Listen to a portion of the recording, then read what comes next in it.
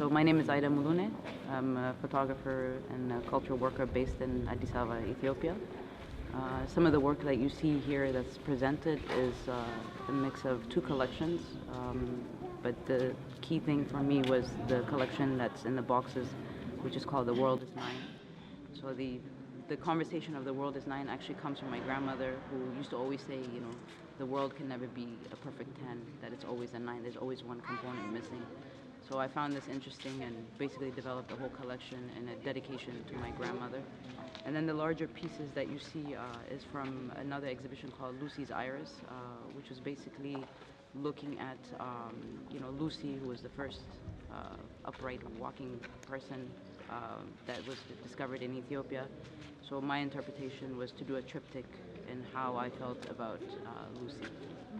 My work is socially engaged because I am really looking at the everyday realities and the everyday conversations and the everyday experience that I've gone through, and it's also really about trying to have a visual diary of a personal history. And within that, what I found is people connect to it in a very, I will I'll create a piece of work and I'll have something in mind, but it's always fascinating to come to an exhibition and to hear the remarks back, because someone is always finding their own interpretation or their own personal connection with the work.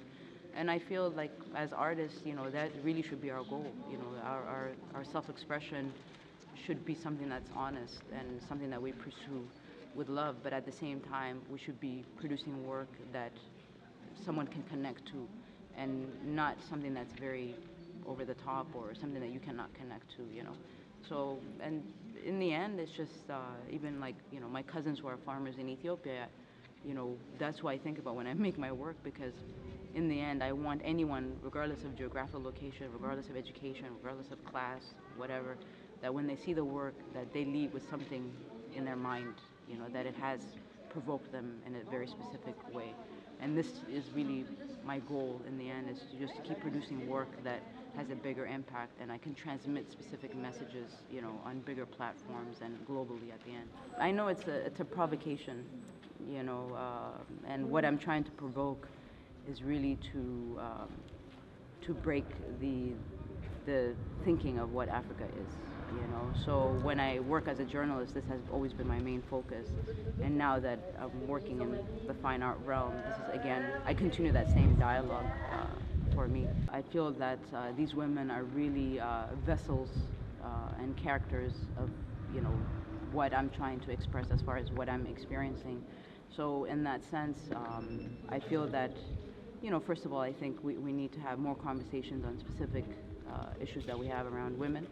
But at the same time, I find that it's easier for me to transmit those messages through a female model, as opposed to a male. I mean, for me, I cannot tell the male story. I can only tell the women's story, just from what I've gone through.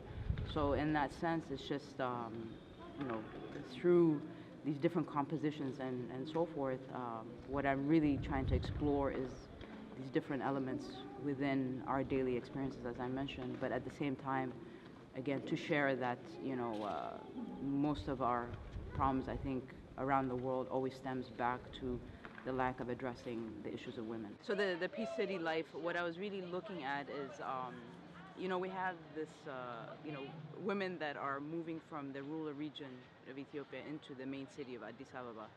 And, over the years, there's certain things that I started noticing, things that I didn't know about, because obviously from growing up outside, what I found interesting was how these women, basically they come from the rural region into the city to basically become, like they work in homes, like cleaning or babysitting or cooking and so forth.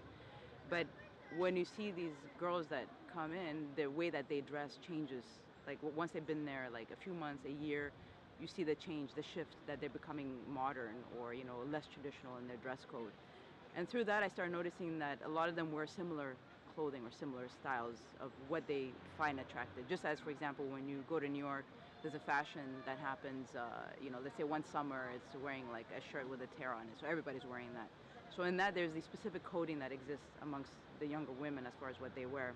So when I did this piece, really my conversation was how the girls that are coming in from the rural region, how they are trying to remove their traditional past and move into modernity. But no matter how hard they try, you still see elements of their traditional past that still exist in the way that they're dressed and so forth.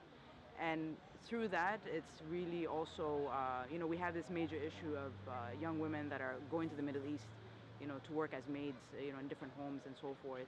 And there's a big push now really to address this. So it's a two-part sort of image for me. When you look at, what I've used in the background, the circles are actually a basket that we use to separate, the husk and the wheat. So, after you've harvested, there's a way to separate it and you throw it in the air and so forth. So there's that element that I've used. The one that you see is actually more of a modern version. Normally it's not made out of color and so forth. So again, this was my reinterpretation of taking something that is very traditional, but then looking at it in a very contemporary way.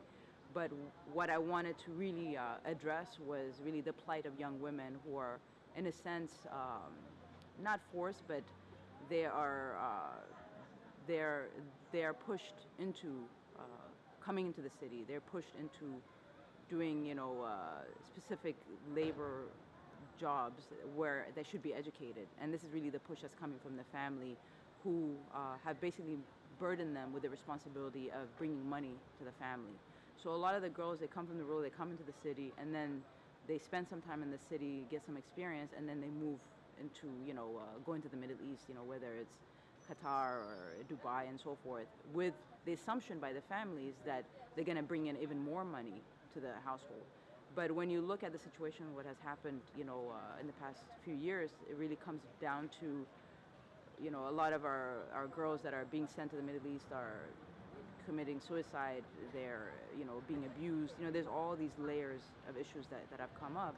And for me, it's, if these families had invested in educating the girls, within their country, and really supporting them to become, productive citizens, this would be more helpful instead of like the girls going overseas and coming back either mentally damaged or physically damaged, you know what I mean? And when we start looking at the numbers of the girls who have gone, what is the success rate of those that go abroad to work as maids, the success rate is, the numbers are there, it's quite clear that this is not exactly a positive thing.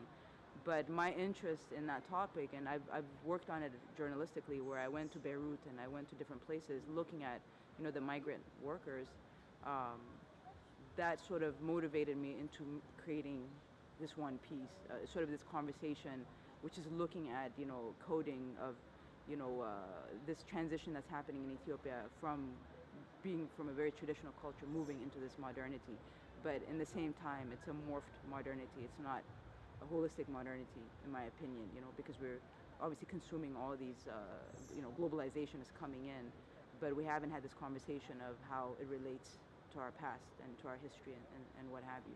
So city life is something that's quite unique, within the exhibition, because put on, if you look at the clothing, it's not quite perfect, and this is really to show that no matter how hard you try to be something else, who you really are will always be visible in one form or another. And the only way for us to really change who we are is really goes back to educating ourselves and educating the young girls. This is how we're going to change the society, not as superficial of the changing of the clothing, but really it has to be the changing of the mind.